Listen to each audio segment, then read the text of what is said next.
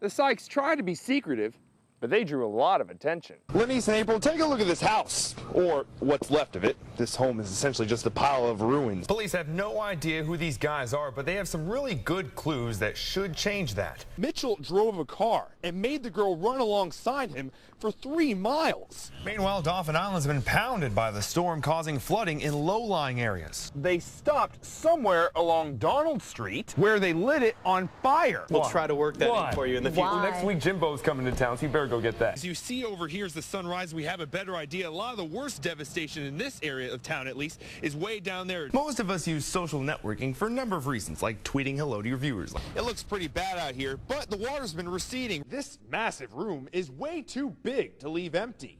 So terminal officials have found some other uses for it. You can also find these small, thick pools of disgusting crude. Good evening, I'm John Rogers. Renee Dials is off tonight. The big question is, where is Isaac headed? Chief Meteorologist Jason Smith and Meteorologist Matt Barentine are in the Storm Tracker Center with the latest. So guys, what can you tell us? Alabama, Florida, Mississippi, and Louisiana governors all declared state of emergencies today ahead of Isaac. And Alabama Governor Robert Bentley will be in Mobile tomorrow morning. Tonight, the Baldwin County Emergency Management Agency met, and Fox 10 News reporter Hal Sherrick was at the meeting in Robertsdale. He joins us now on the phone. So, Hal, what did they discuss?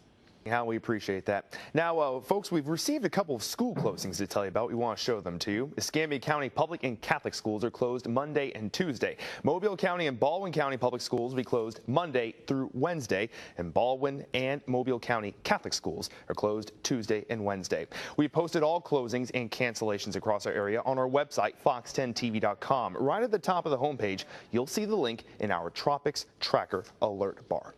Low-lying Dauphin Island started preparing for what Isaac could deliver. Fox 10 News reporter Joe Salvatore joins us live from Dauphin Island tonight. He's on the island checking the hurricane preparations. So, Joe, what's it been like down there?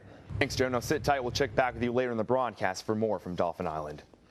Now, as you know by now, being on the east side of a hurricane is not a fun place to be, and folks throughout South Mobile County are already taking precautions. South Mobile County also has a large Asian community. Officials at Boat People SOS are keeping in touch with emergency officials, and they'll translate the warnings for the Asian residents there.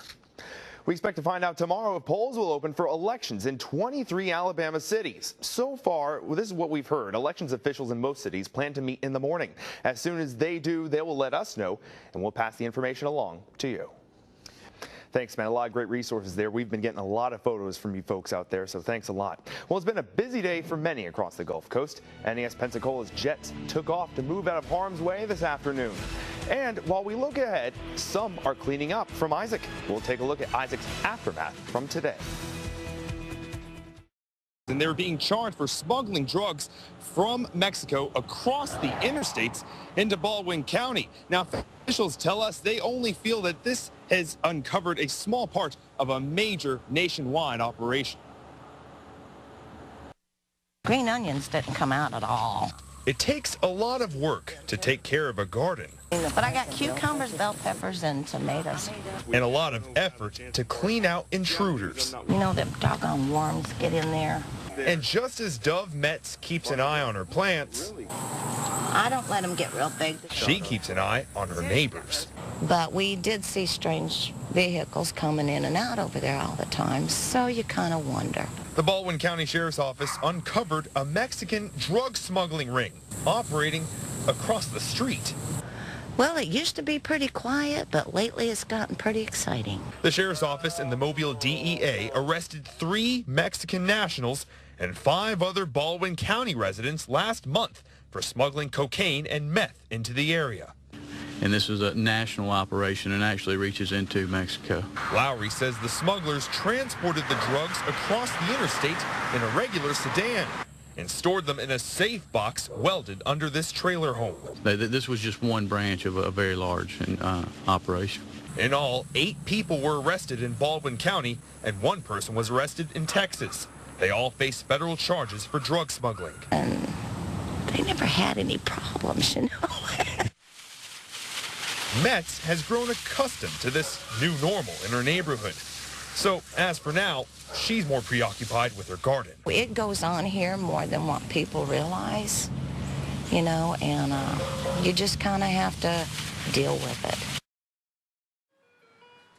Little Janice began a whole new world of experiences this week. Monday was her first day of kindergarten. The little girl is growing up.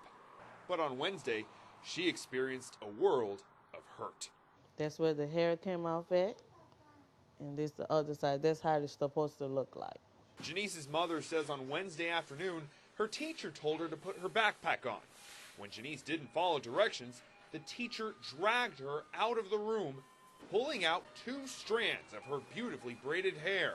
The school principal later told Janice's mother the news. I'm still shocked. I was like, wow, I can't even do my dogs like that. At first glance, it's very easy to assume that this is fake, but on closer examination, you can tell it's real human hair. I can spot here some exposed roots on some of the hair strands. Now a small bald spot remains. It feels like it's gonna burn so much. But last night she was complaining about her head was hurting. Her mother filed a police report and spoke with the school system. She had Janice transferred to another classroom. This is a child. That nobody should have no business putting their hand on anybody's child. What do you want this teacher to do? To apologize. Doctors told the family she's fine and the hair will grow back, but there's some symptoms that will never go away. And this is something that my child's gonna live with her for the rest of her life. 'Twas the night before Christmas, and all through the mall, shoppers looked for bright dresses and bought that new doll. It's the day before giving to one and another, a father, a mother, a girlfriend and little brother. The concourse was packed while some folks had fun. For one more present and we'll be done. The sales remained steady as parents shopped for their kid, but some shoppers finished early. I already did. Some had lists they had to finish, and it sure wasn't funny. Others shopped for themselves, or I just got some money. But some parents needed help from someone not weird, so they took kids to Santa. He has a real beard. A new ring, a new toy, a new shoe that is white, each a little reason to make the season so bright.